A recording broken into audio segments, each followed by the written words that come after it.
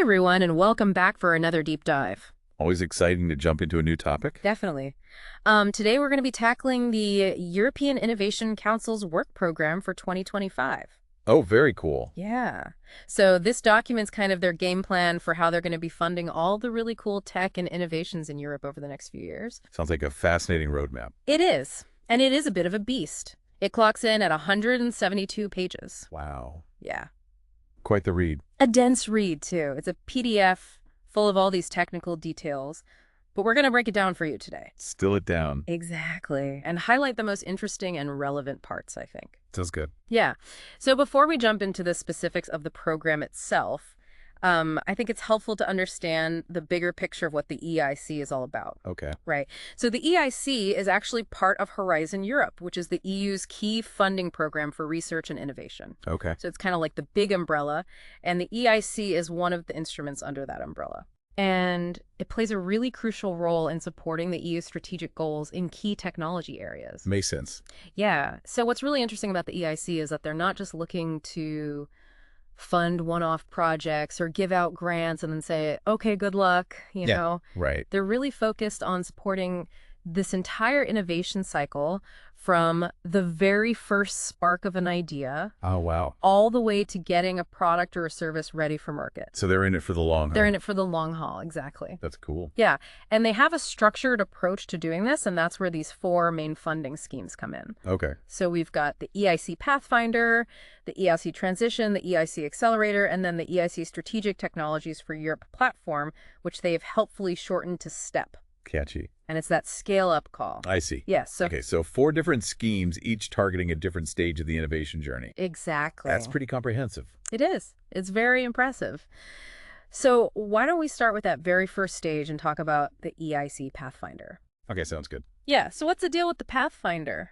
Well, think of the Pathfinder as kind of the breeding ground for radical brand new technologies. Okay. It's the starting point for those really out there ideas that could potentially revolutionize industries or even, our way of life. So it's for those blue sky thinkers. Exactly. Blue sky thinking, for sure. Yes, yeah. And it's got 2 main pathways. Yeah. You've got the open call and you've got challenges. Okay. So the open call is exactly what it sounds like. It's open to any field, any sector, as long as the idea is ambitious and has the potential for breakthrough innovation. So if I had some crazy idea for, a teleportation device or something, Hey, if it's got scientific merit, Yeah. Go for it. I'll start working on it. But the challenges are a little bit different. They're targeted towards specific technologies that the EU has identified as strategic priorities. Okay. So these are areas where they really want to see progress and innovation, things like achieving net zero industry, developing new materials for quantum computing, that kind of stuff. So it's kind of like they're saying, okay, these are the big challenges that we as Europe, as the European Union, need to tackle, and we need your help, brilliant minds of Europe to come up with solutions. Exactly. It's like a call to action Yeah. for researchers and innovators to focus their efforts on these key areas. So if I had a wild idea for, say, a revolutionary way to capture carbon from the atmosphere, could I apply through the open call? You absolutely could. Yeah. If it's a truly novel approach and you can make a strong case for its potential for breakthrough innovation, then the open call is a great option. Okay, but what if I was working on something specifically for green hydrogen production, let's say? Would I go for the challenges route then? You would. Right. In that case, you'd want to look for a challenge that aligns with your research area. So there's probably a challenge focused on renewable energy or sustainable technologies. Got it. That would be a perfect fit. Okay, so let's say, you've got your great idea, you've chosen your pathway, what happens next? You just get the money and then run with it. Well, not quite. The EIC is actually very hands-on when it comes to managing these projects. Okay. They have these program managers who are experts in their fields, and they act as guides for the projects. Oh, wow. So they'll actually group projects together into these things called EIC portfolios. Oh, okay. And each portfolio has kind of a shared roadmap. So it's not just about funding individual projects, it's about making sure that they all work together towards a larger goal. Precisely. It's about fostering collaboration and synergy between projects within a portfolio. That's brilliant, because I imagine if you've got all these, really smart people working on cutting edge stuff in the same field, there's bound to be some overlap and some potential for cross-fertilization of ideas. Absolutely. It's like creating a mini ecosystem of innovation. I love it. Now, what happens if, a project starts to veer off course or it's not really aligning with that shared roadmap? Well, here's where it gets interesting. Okay. The EIC can actually request changes to the project's activities. Oh, wow. They can even, in some cases, suspend or terminate the project. Wow, so they're not messing around. No, they're not. They take those roadmaps and those strategic goals very seriously. That's pretty impressive. It shows that they're really committed to achieving those goals and making sure that the funding is being used effectively. Absolutely. It's all about accountability and making sure that the projects are delivering on their promises. Okay, so let's talk money. How much funding are we talking about here for the Pathfinder? So for the open call, you could get up to 3 million euros. Okay. And for challenges, it's up to 4 million. Okay. And this is all grant funding, right? Yes, it is. It's Yeah. non-dilutive funding, so you don't have to give up any equity in your company or your research. That's great. Especially for those early stage projects where, you're still developing the technology and you don't necessarily want to give away a piece of the pie just yet. Exactly. It allows researchers and entrepreneurs to focus on the science and the innovation without worrying about those financial pressures. Now, I know there's also something called booster grants, Yes. right? Can you tell us about those? So booster grants are smaller grants that are available to projects that have already received Pathfinder funding. Okay. And they're meant to help them explore the commercialization potential of their technology or participate in those portfolio activities we were talking about. So it's like a little extra boost to help them take those next steps? Exactly. They can use the funding to do things like market research, develop prototypes, or attend conferences and workshops. Okay, I'm seeing why people get excited about this. It seems Yeah. like a really great opportunity to get funding for your research and also get that support and guidance from the EIC. It is. It's a very unique program. It is. And it's not just about the money, right? There's got to be something else that makes the Pathfinder stand out. What would you say that is? I think one of the things that makes the Pathfinder unique is their focus on excellence. Okay. They actually prioritize excellence over impact in their evaluation criteria. Really? So they're saying that the groundbreaking scientific advancement is more important than the potential impact in the real world, at least at this stage. At this stage, yes. They're looking for those really disruptive ideas that could fundamentally change our understanding of science or technology. That makes sense. I mean, it's hard to have a big impact without a solid foundation of excellent research. Exactly. You need to have that strong scientific basis before you can even start thinking about commercialization or real-world applications. So it's about pushing the boundaries of knowledge first and then figuring out how to apply that knowledge later on. Precisely. It's a long-term vision. I like it. So let's dive into some of these Pathfinder challenges. Sure. Which ones caught your eye? Are there any that really highlight that ambition that we're talking about? There are a few that I think are really interesting. One is focused on developing climate-resilient crops and alternative pathways to produce high-value ingredients. Okay. Essentially, they're looking for ways to transform food production Okay. to make more efficient, less resource-intensive, and more resilient to the impacts of climate change. That's huge. Especially with everything going on in the world right now with, food security and climate change. Absolutely. It's Yeah. one of the biggest challenges we face as a society. Yeah. What else stood out to you? Another one that I found really fascinating is the challenge on generative AI-based agents for cancer diagnosis and treatment. Whoa. So they're talking about developing these interactive AI agents that can help doctors diagnose and treat cancer in a completely new way. Okay. It sounds almost futuristic, but also incredibly promising. It is. It has the potential to revolutionize healthcare as we know it. Yeah.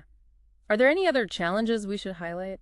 One more that I think is really interesting is the one focused on autonomous collaborative construction robots. Okay. So basically, they want to develop robots that can work together, like a team, to build structures. Oh, wow. Think about the implications for safety, efficiency, and sustainability in the construction industry. It's huge. It is huge. And I imagine it could also help address some of the labor shortages that we're seeing in the construction industry. Exactly. It could be a real game changer.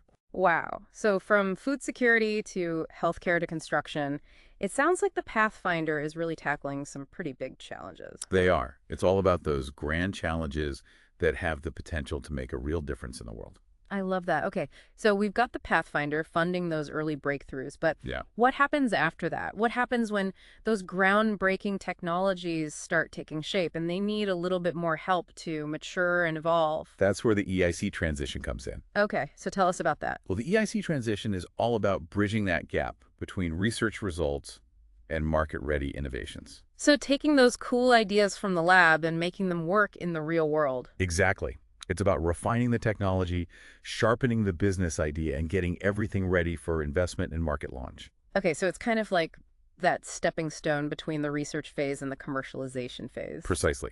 It's about getting those technologies ready for prime time. Got it.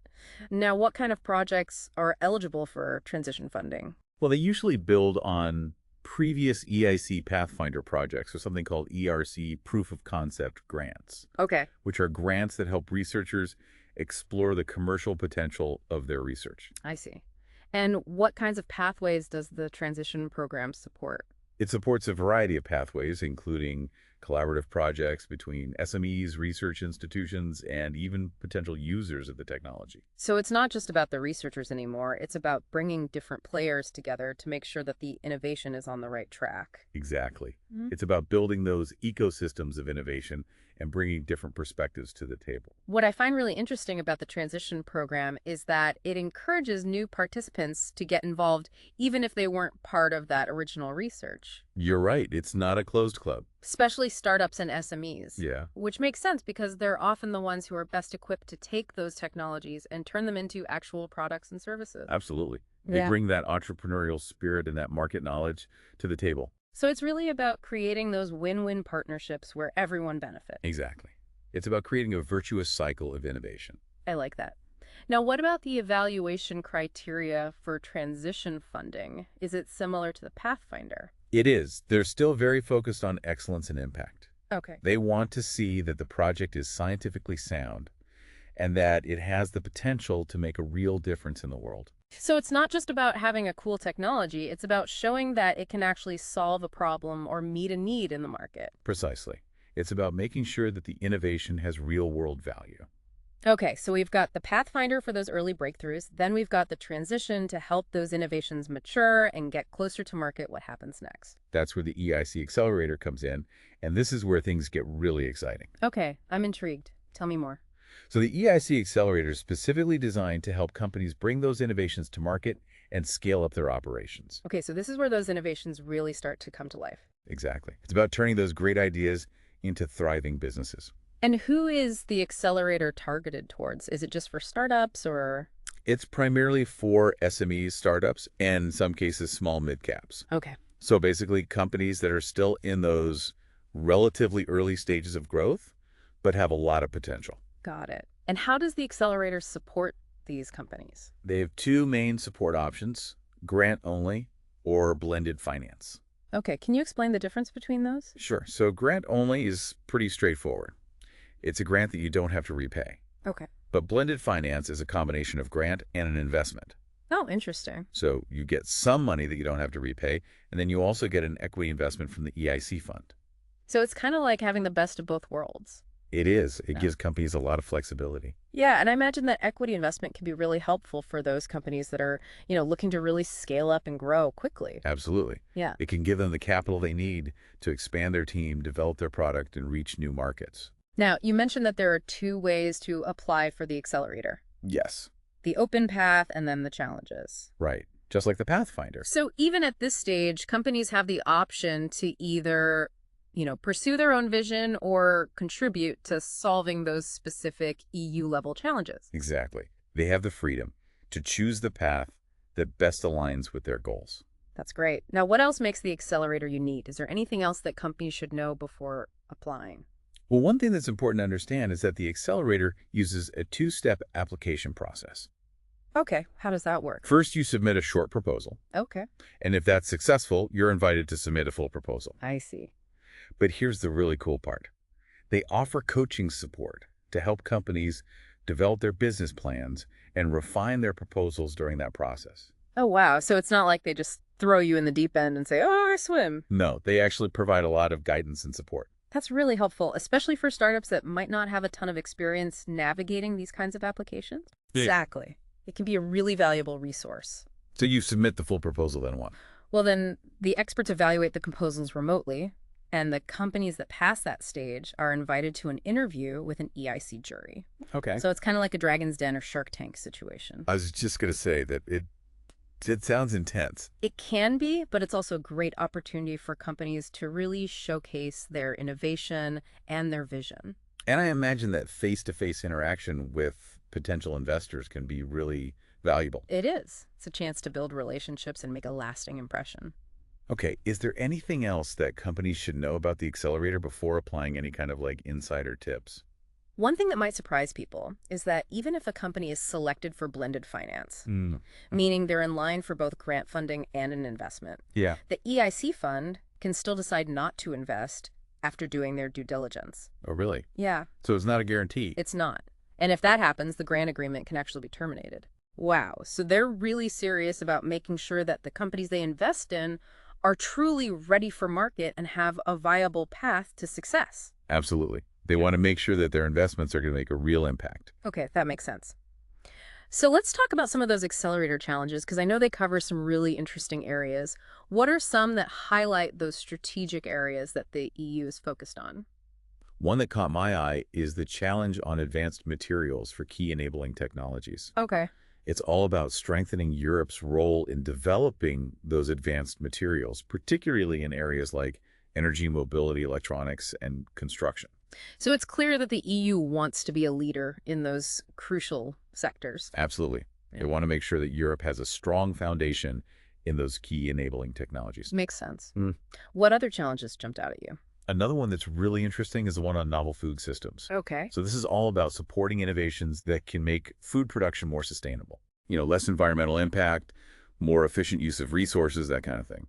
So it's about addressing those big societal challenges like climate change and food security. Exactly. It's about finding innovative solutions to those pressing problems. And how does this challenge align with any other EU priorities? Well, it ties in perfectly with the EU's farm to fork strategy, Okay, which is all about making the food system more sustainable from farm to table. got it. So it's really about, walking the walk and not just talking the talk. Exactly. They're putting their money where their mouth is. Yeah, I like that.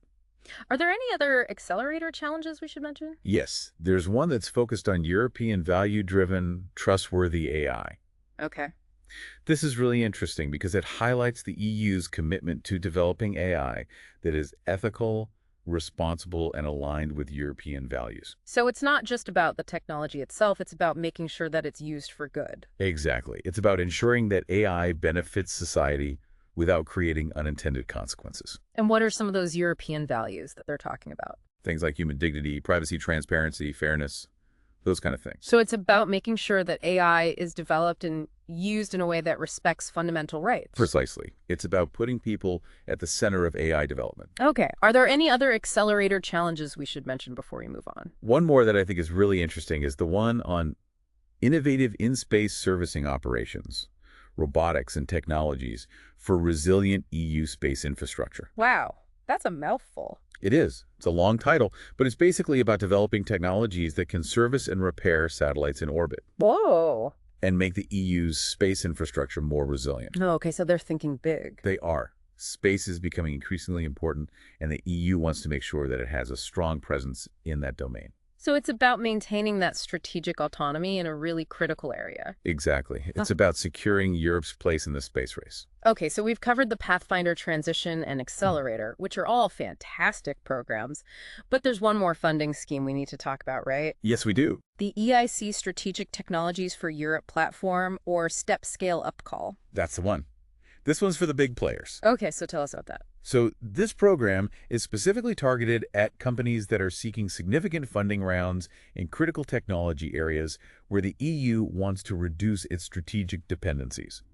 Okay, so it's for those companies that are a bit further along and looking for major funding to really scale up their operations. Exactly. They're not looking for a few million euros. They're looking for tens of millions or even hundreds of millions. Wow. And what are some of those critical technology areas that you mentioned? Things like artificial intelligence, quantum technologies, semiconductors, biotechnology, those kind of game-changing fields where the EU wants to be a global leader. So it's about supporting companies that are developing technologies that are crucial for Europe's economic security and global competitiveness. Precisely. It's about making sure that Europe is at the forefront of the technological revolution.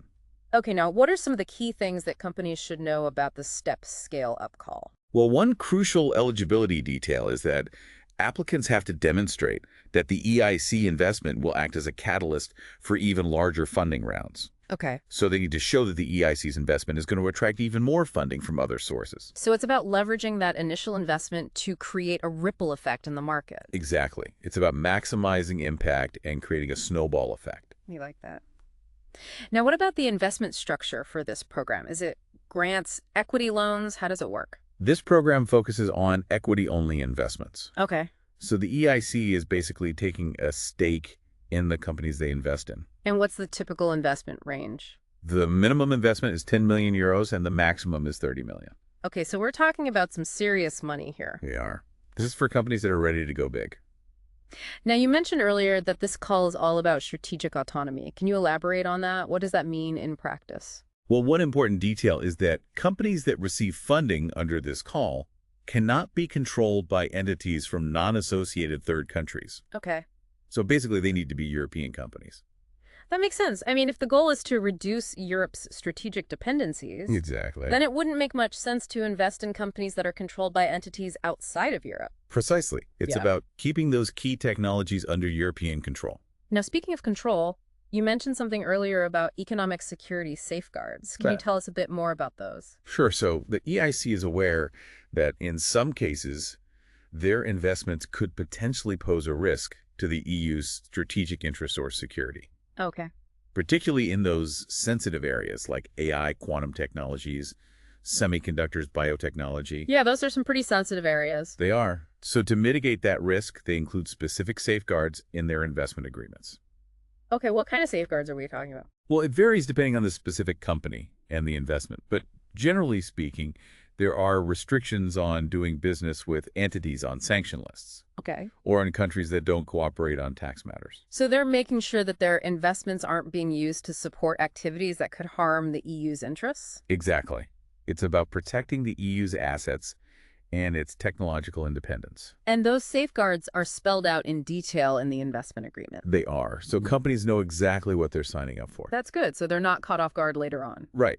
It's all about transparency and accountability. Now, is there anything else that companies should know about these economic security safeguards before applying? One key detail is that the EIC requires all beneficiaries to inform them if they intend to transfer any intellectual property generated by EIC projects to an entity in a non-associated third country. Okay, so even after the funding is awarded, they're keeping a close eye on where those innovations are going? They are. They want to make sure that the EU is benefiting from those investments. That makes sense. Okay, so we've covered the four main funding schemes: Pathfinder, Transition Accelerator, and STEP. But I know there's more to the EIC than just funding, right? You're right. They also offer these really cool things called business acceleration services. Oh, yeah. Tell us about those. So the business acceleration services are basically a suite of support services that are designed to help companies grow and succeed.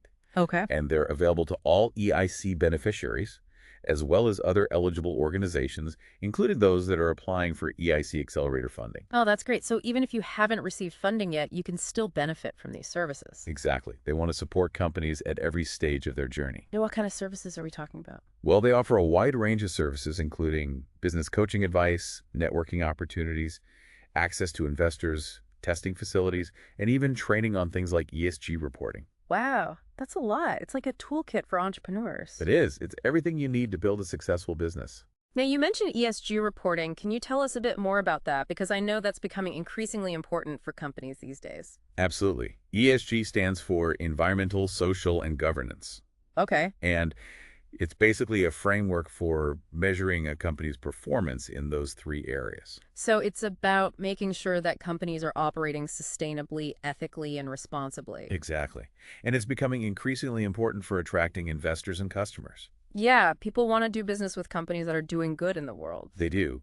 Consumers are becoming more conscious of these issues, and investors are looking for companies that are managing these risks and opportunities effectively. So it's not just about profits anymore, it's about making a positive impact. Precisely. It's about the triple bottom line: people, planet, profit. And the EIC is really taking this seriously. They are. They're incorporating ESG considerations into their funding programs, and they're providing training and support to help companies meet those expectations. That's fantastic. Okay, before we wrap up this part of our deep dive, we should definitely mention the EIC prizes. Oh, yes, those are exciting. Tell us a little bit about those. So the EIC has a couple of different prize categories. They've got the European Prize for Women Innovators, Okay. and they have the European Capital of Innovation Awards, which they call iCapital. Okay, let's start with the Women Innovators Prize. What's that all about? Well, as the name suggests, it's all about celebrating and supporting women entrepreneurs Okay. who are making waves in the world of innovation. And what kind of prize are we talking about here? The top 3 finalists receive substantial prizes: 100,000 euros for the winner, 70,000 for the runner-up, and 50,000 for third place. Wow, those are some pretty impressive prizes. They are. And they also have a Rising Innovators category, which is for women under 35. Okay. And the prizes in that category range from 20,000 to 50,000 euros. So it's really a great way to recognize and support women who are making a difference in the field of innovation.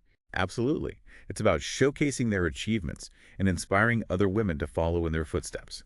Now, what about those European Capital of Innovation Awards, or iCapital Awards, as they call them? What are those all about? So these awards are all about celebrating cities that are doing exceptional work in fostering innovation. Okay. It's not just about having a few innovative companies. It's about creating an entire ecosystem where innovation can flourish. So it's about recognizing those cities that are really going above and beyond to create an environment where innovation can thrive. Exactly. It's about those cities that are putting innovation at the heart of their urban development strategy. Now, what does the winning city get?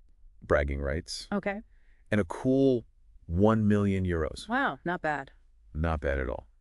And they also have a Rising Innovative City Award, which is for smaller cities. Okay.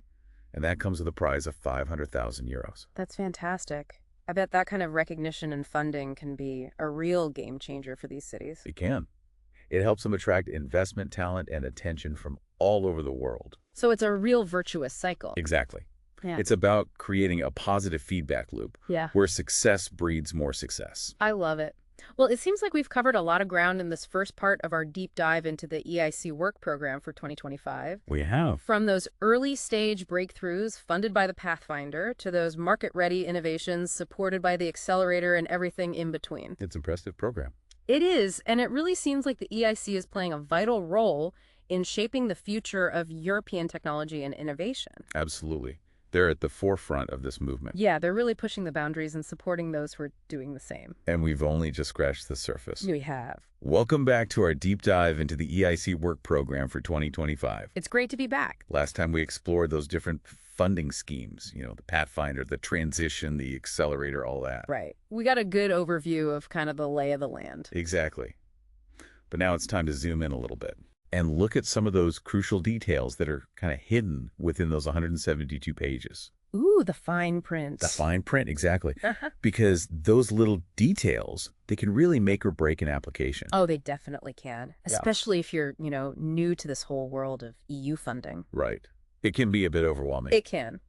So let's start with eligibility. Okay. Who can actually apply for these EIC programs? Well, the good news is that the EIC has a pretty big tent. Okay. We're talking about individual researchers, universities, research organizations, SMEs, startups, even larger companies in certain cases. Wow. So it's a pretty diverse group. It is. They want to cast a wide net and attract the best and brightest from all corners of the innovation ecosystem. I like that. So whether you're, a lone wolf innovator tinkering in your basement or a multinational corporation, there might be a place for you in the EIC world. There might be. Yeah. That's the idea. Of course, the specific eligibility criteria, they do change depending on the program and the specific call. So, for instance, the EIC Pathfinder is usually geared towards collaborative research projects, Okay. while the EIC Accelerator is more focused on individual companies. Okay, so make sure you read those guidelines carefully. Absolutely. Read the guidelines, do your research, make sure you're applying for the right program. Now, what about location? Do you have to be based in the EU to apply? For the most part, yes. Okay. The main focus is on supporting entities in EU member states and associated countries. Okay. But there are a few exceptions. Okay. So if you're a brilliant researcher in, let's say, Japan, Okay.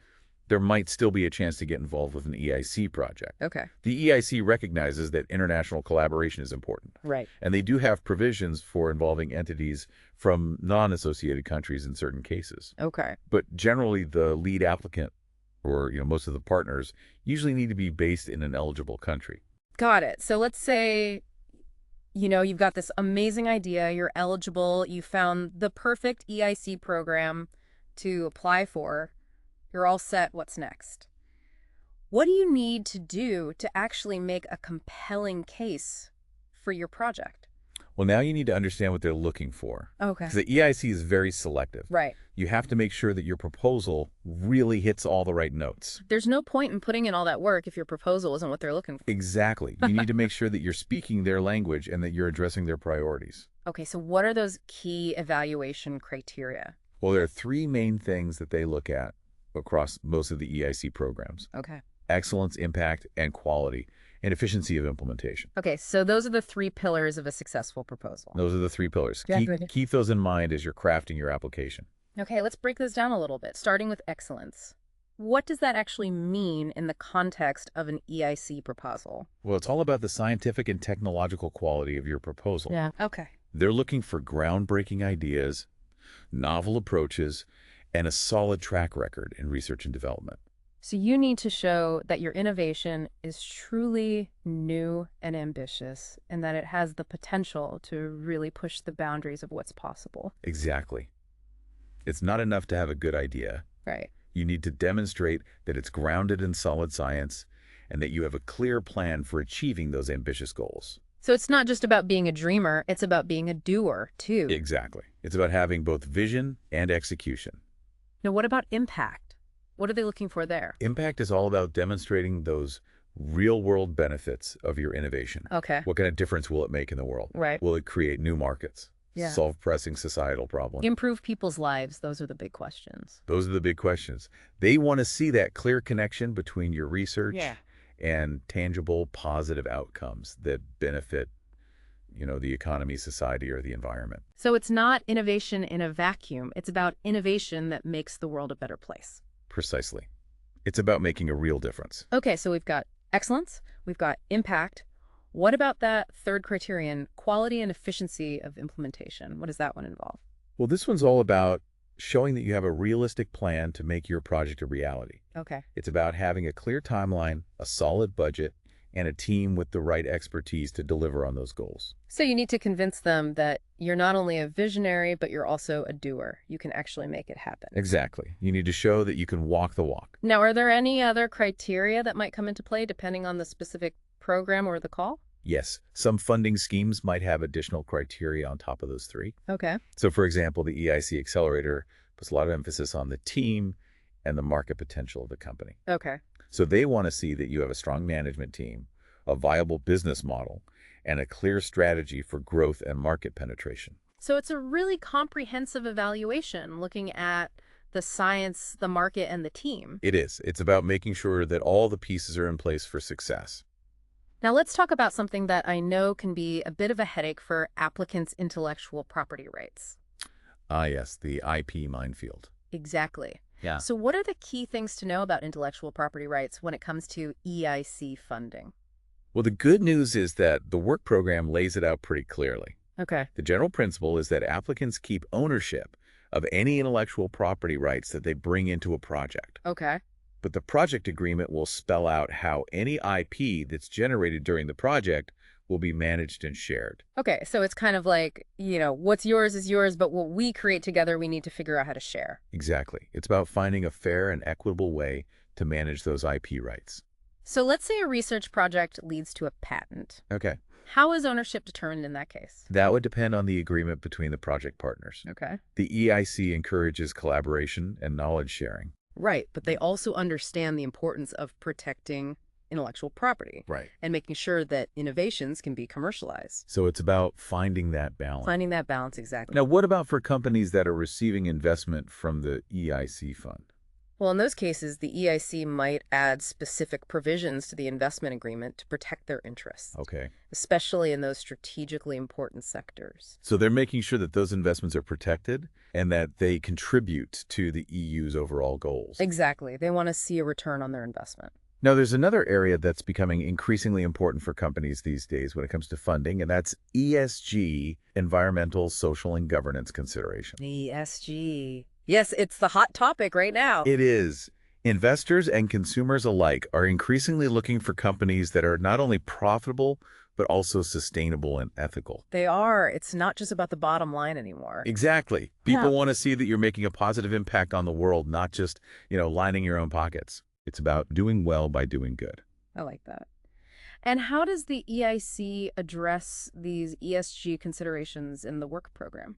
Well, they talk about sustainability and responsible innovation throughout the document. Okay. For example, many of the EIC Accelerator challenges focus specifically on innovations that contribute to the European Green Deal or the UN Sustainable Development Goals. So if your innovation is all about developing a new type of biodegradable plastic or a game-changing renewable energy technology, you're going to be in good shape. You're going to be in good shape. Yeah. But even if your innovation isn't directly related to sustainability, you still need to show that you've thought about the potential environmental and social impacts of your project. Okay. So it's about integrating sustainability into your business model. Exactly. It's about thinking about the bigger picture. And I know you mentioned earlier those business acceleration services offer training and support on things like ESG reporting. They do. So even if you're new to this whole ESG world, the EIC can help you get up to speed.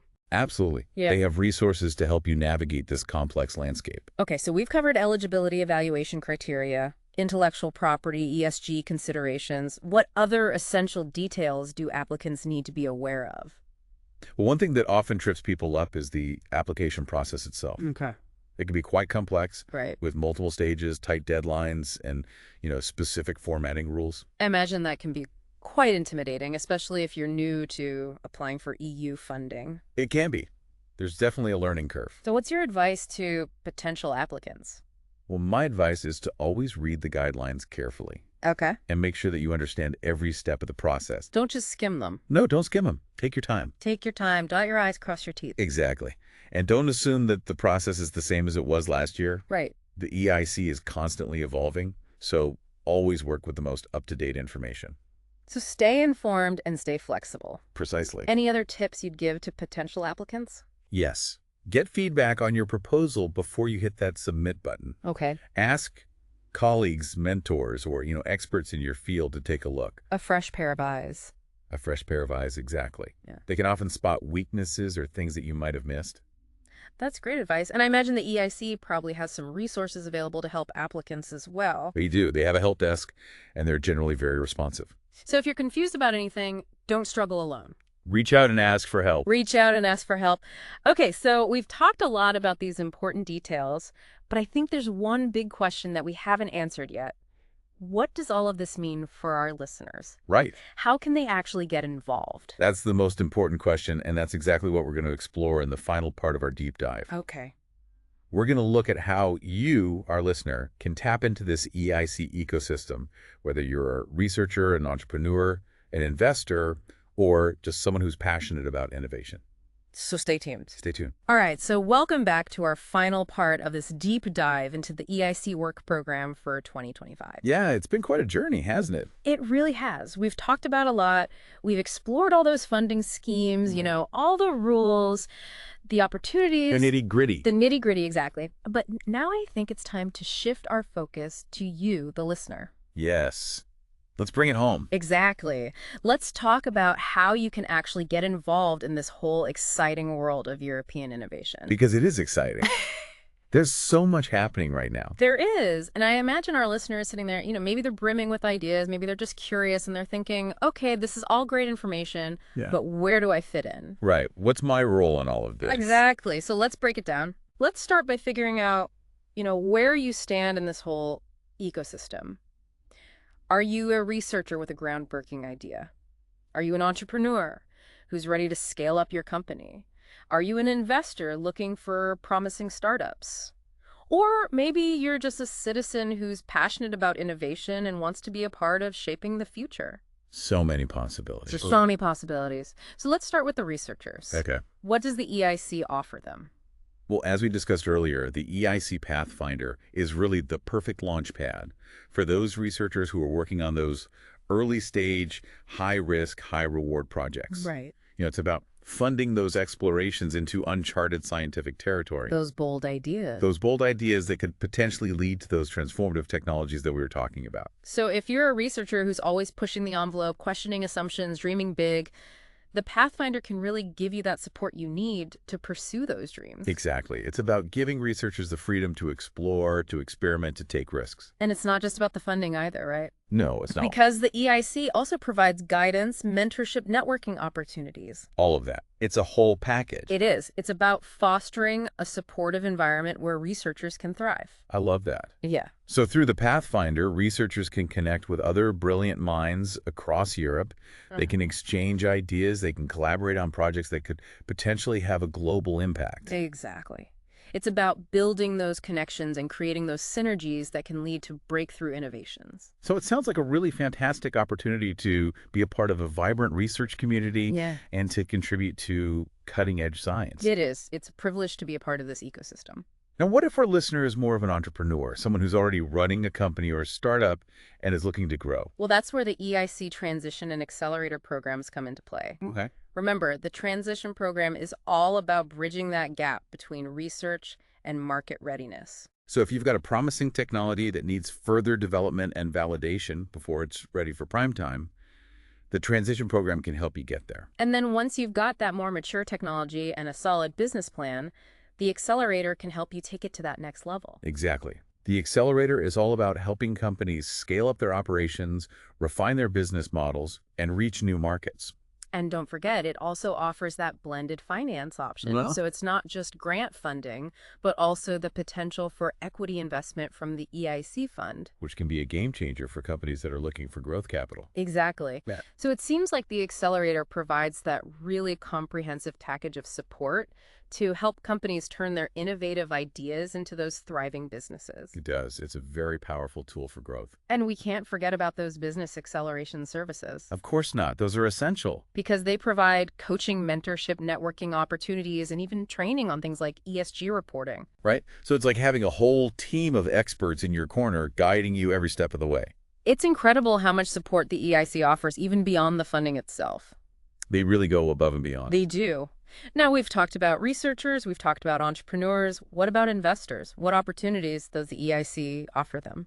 Well, the EIC ecosystem is honestly a treasure trove for those investors who are looking for promising startups Right. and innovative technologies. Because the EIC funds are always on the lookout for companies with high growth potential in those strategically important sectors. Exactly.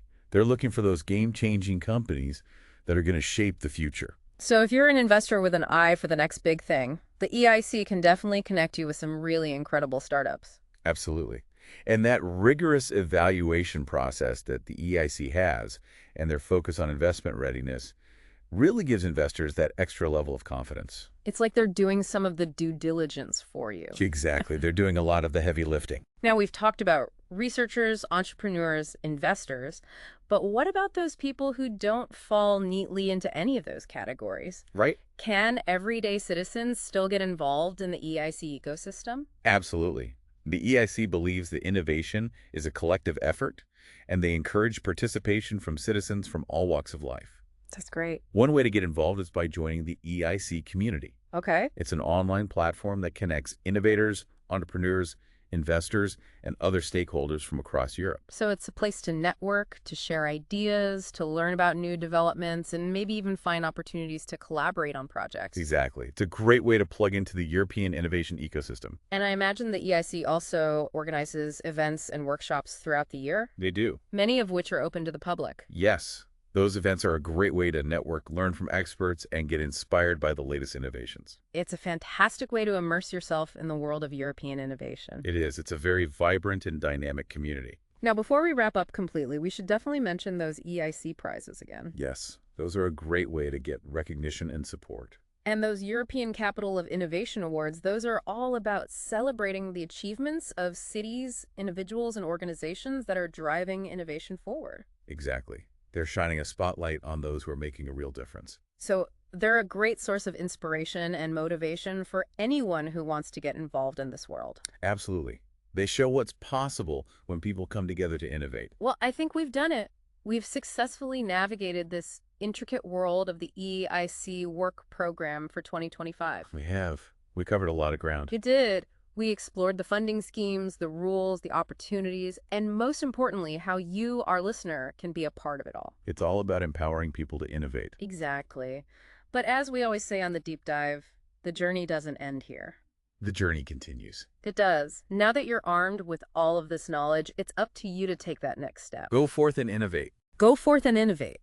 Exactly. Explore the EIC website, connect with the community, and maybe even start brainstorming those game-changing ideas that could shape the future of European innovation. Who knows? Maybe one day we'll be featuring you and your innovation on a future episode of The Deep Dive. That would be fantastic. Until then, keep diving deep, stay curious, and never stop innovating. Onwards and upwards.